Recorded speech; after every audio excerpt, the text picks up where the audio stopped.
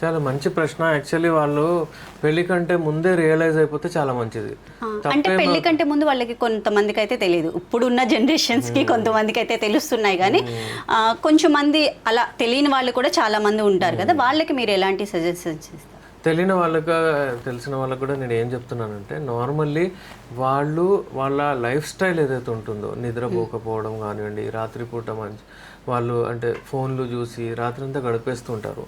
ఇంకా ఇంపార్టెంట్ ఏంటంటే వాళ్ళు అసలు వాళ్ళ హెల్త్ని చూసుకోరు. ఎందుకంటే రాత్రి 10 నుంచి 4 గంటల వరకే హార్మోన్ ఉత్పత్తి అవుతుంది. ఆ టెస్టోస్టెరాన్ హార్మోన్ ఉత్పత్తి అవ్వకపోతే ఇక ఈ లైంగిక సమస్యలు వస్తాయి.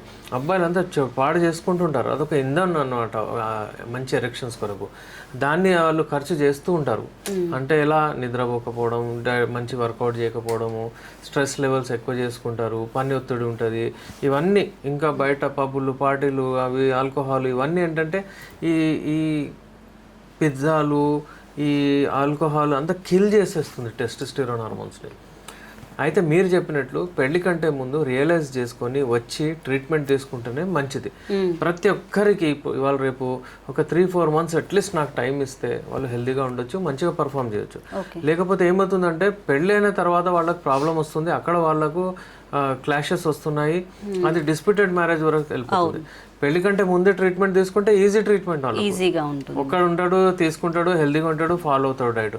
ఇక్కడ ఏంటంటే పార్ట్నర్ వచ్చేస్తుంది, ఏం వాడుతున్నావు, ఎట్లా ఏంది, ఆ కాంప్లెక్స్ వచ్చేస్తుంది. So it is very difficult to treat అనమాట.